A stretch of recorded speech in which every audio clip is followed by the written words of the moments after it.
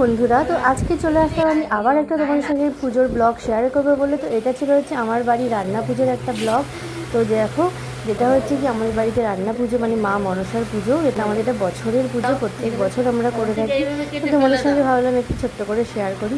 দেখো, এটা ছিল যে গত শনিবার, মানে আমাদের শনিবার দিনকে রান্না ছিল, রোববারে পুজো ছিল। তো শনিবার আমরা হচ্ছে সবাই মানে আয়োজন করে নিয়েছিলাম মায়ের রান্নার ভোগে। তো দেখো, এগুলো হচ্ছে মায়ের ভোগের সব তোড়জোড় চলছিল। একদিকে হচ্ছে কি পায়েস বসানো হয়ে গেছিলো, একদিকে ডাল সিদ্ধ হচ্ছিলো, আর আমি এদিকে ভাজাভুজিগুলো সব কেটে নিচ্ছিলাম, আর একদিকে দেখো আবার কচুর শাক সিদ্ধ হচ্ছিলো। তো আমার বলে রাখি, এই প্রত্যেকটা ভোগের রান্না আমার শাশুড়ি মাই করে থাকে, সঙ্গে সঙ্গে হেল্প করে দিই। আমি যেহেতু করি না, প্রথম থেকে ওরই করে আসছেন, তো এখন অব্দি ওরই করে। তো দেখো, এইসব ভোগের সব কিছু তোড়জোড় চলছে। কচুর শাক সিদ্ধ হচ্ছে, তারপরে হচ্ছে কি কচুর শাক ফোড়ন দেওয়া হবে, তারপরে ডাল হবে, আর যত রকমের ভাজাভুজি আছে সব রকমের ভাজাভুজি করতে হবে। তো অনেকটাই টাইম লেগে যায়, বুঝতেই পারছো। তো দেখো, এই এবার ডাল মা ফোড়ন দিয়ে দিল, নারকেল দিয়ে সব কিছু দিয়ে যেরকম ফোড়ন হয় আর কি সব দিয়ে দিল। এবার আমি দেখো চাল বার করে নিচ্ছিলাম, যেহেতু মায়ের অন্ন মেন বসানো হবে। তারপরে দেখো, এই যে সব রকমের ভাজাভুজি আমি কেটে দিয়েছিলাম মাকে। এই কচু শাকও অলমোস্ট সিদ্ধ হয়ে গেছিলো। এরপর জাস্ট কচু শাকটা ফোড়ন দিয়ে রান্না করা হবে। তো তারপরে মা এদিকে চাল দিয়ে নিচ্ছিল, জল দিয়ে পরে এদিকে আমার হাজব্যান্ড খাচ্ছিল। তখন রাত বাজে কিন্তু 12টা বলে রাখি।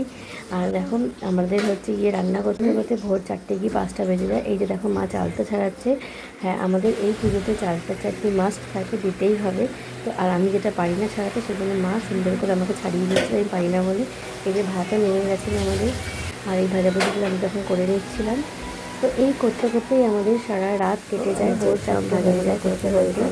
আমাদের খুব যত্ন সহকারে মায়ের সেটা ভর্তি করে আমাদের মায়ের মাছটা রান্না করি, যেহেতু ঠাকুরের রান্না এগুলো সব ঠাকুরের মানে কোনো রকমের ভুল ত্রুটি যাতে না হওয়ার পরে লাস্টে সবাই জানে কতটা মাছ মাথাকে কতটা শ্রদ্ধা ভক্তি করে করতে হয় না। আর যখন আমাদের রান্না সব করা সব মশলা সব কিছু আমরা জোগাড় করে দিয়েছিলাম। আমার হাজব্যান্ড যত কিছু সব কিছু আমরা জোগাড় করে দিয়েছিলাম। আমরা এটাই বলছিলাম, বসেছিল সব কিছু আমার রেডি করে নিয়েছিল। আর কতটা সুন্দর হয়েছিল, পুজোর মন্ত্র বার করে আমরা সুন্দর করে মাকে সাজিয়ে নিয়েছিলাম। এরপরে আমরা সবাই বসেছিলাম, বাড়ি দেবো ছিল, যেহেতু সবাই মা আমার শাশুড়ি মা সবাই আমরা বসেছিলাম। সবাই আমাদের পুজোটা হয়, আমার হাজব্যান্ড মায়ের পুজো হয়, করে দুধ দিয়ে দিচ্ছিল, দুধ থাকলো। এবার হচ্ছে এরপরে হয়েছে গিয়ে একে একে খেলা হয়ে করে পুজোটা হয়েছিল। তারপরে পুজোর মন্ত্রপাঠ হয়েছিল, পাঁচালি পড়া হয়েছে, আমার হয়েছিল।